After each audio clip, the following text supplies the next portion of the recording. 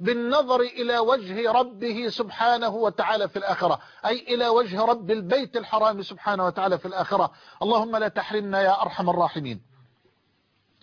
الأخت تقول: لا أخرج إلا للضرورة ولا أخالط الناس، فالناس تقول بأنني معقدة، فهل أنا فعلا معقدة؟ وهذا السؤال لأختنا يعني التي اتصلت أخيرا في آخر الحلقة أيضا في مسألة الاختلاط، أرجو أن أجيب عنه الآن. النبي صلى الله عليه وسلم يقول: المسلم الذي يخالط الناس ويصبر على أذاهم خير ممن لا يخالط الناس ولا يصبر على أذاهم.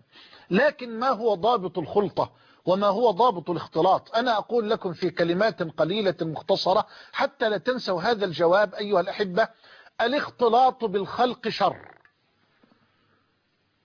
الاختلاط بالخلق شر وفتنة ومفسدة عظيمة إن لم يكن هذا الاختلاط بضابط. هذا الضابط هو أن يكون الاختلاط على قدر الحاجة وفقط. انتبه معي، الاختلاط بالخلق الآن في زمن الفتن من أعظم الفتن على القلوب. أنا أقول ذلك لله، أبتغي بهذا وجه علام الغيوب. أنا لولا الجماعة ولولا الخروج للدعوة ورب الكعبة ما فارقت بيتي. أنا أقول عن نفسي، لأننا في زمن الفتن. لا أقول للناس يعني انعزلوا أبدا، وإنما أقول للناس تحرك بين الناس على قدر حاجتك للحركة وعلى قدر الضرورة فقط، ولا تطل النفس في خلطة الخلق، لأن اختلاطك بالخلق بغير حاجة وبغير ضرورة أكررها ثلاثا سيفسد عليك قلبك وسيمرض قلبك، لأنك تعيش وأنا معك في زمان الفتن. أنا لا أعلم زمانا استشرت فيه فتن الشهوات وفتن الشبهات كزمن الإنترنت والفضائيات. فاخرج إلى الناس، اذهب إلى عملك، اذهب إلى المسجد، أدي كل ما تحتاج إليه مصالح على قدر المصلحة وعلى قدر حاجتك وعلى قدر ضرورتك، لكن لا تخالط الخلق بلا ضوابط. يطلع مش عارف هو وراه ايه، واقف على نص، واقف على شارع، قاعد على قهوة، رايح سينما، رايح مسرح، المهم لا، هذا خطأ وخلل، هذا خلل وهذا سفه. إنما أنا أخرج لحاجة أنا أعرفها وأبحث عن أقرب الطرق وأقصرها لأداء هذه المصلحة ولأداء هذه الحاجة، ثم أعاود العودة إلى بيتي أو إلى عملي أو إلى مكتبتي أو إلى خلوتي أو إلى عبادتي أو إلى دعوتي أو إلى بصرتي.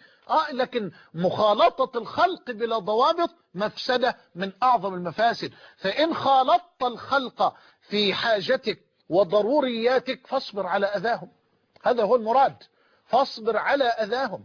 فإن الذي يخالط الخلق أي من أجل الضرورة ومن أجل المصلحة ومن أجل الحاجة ويصبر على أذى الخلق، هذا مأجور خير من هذا الذي يعزل نفسه وينطوي ويبتعد عن الخلق. وأنا أقول ما دام في قلوب الخلق وفي عقول الخلق وفي آذان الخلق فسحة ليسمع الخلق عن الحق، فواجب على بعض الخلق من العلماء، واجب، أنا أعي كل لفظة، ما دام في قلوب الخلق فسحة وفي آذان الخلق فسحة للسماع عن الحق، فواجب على العلماء أن يتحركوا بين الخلق وأن يخالطوهم للدعوة ولإقامة حجة الله على خلقه، للأمر بالمعروف بمعروف وللنهي عن المنكر بغير منكر.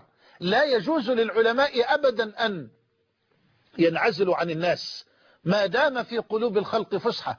وستظل الطائفة المنصورة موجودة في الأمة إلى أن يرث الله الأرض من عليها. إذا لا عذر لعالم أن يتقاعس، لا عذر لداع أن يتخلى عن الدعوة والبلاغ. قال تعالى لنبينا: قل إني لن يجيرني من الله أحد ولن أجد من دونه ملتحدا إلا بلاغا من الله ورسالاته، أي إلا أن أبلغ دين الله وأن أبلغ رسالة الله. بل ولن تنال شرف الانتساب إلى رسول الله صلى الله عليه وسلم إلا بالدعوة والبلاغ بنفس المنهج الذي جاء به النبي عليه الصلاة والسلام، بلا تنطع ولا غلو ولا إفراط ولا تفريط، وإنما بحكمة ورحمة وأدب وتواضع وعلم وفهم وعمل. قل هذه سبيلي أدعو إلى الله على بصيرة أنا ومن اتبعني، أنا ومن اتبعني. قال الشيخ ابن القيم لا يكون الرجل من أتباع النبي صلى الله عليه وسلم حقا حتى يدعو إلى ما دعا إليه النبي على بصيرة. أرجو أن تنتبهوا لهذا الجواب، فهو والله في غاية الأهمية. لا تخالط الخلق إلا على قدر حاجتك، وإن خالطتهم لحاجتك أو للضرورة فاصبر على أذاهم، فأنت خير ممن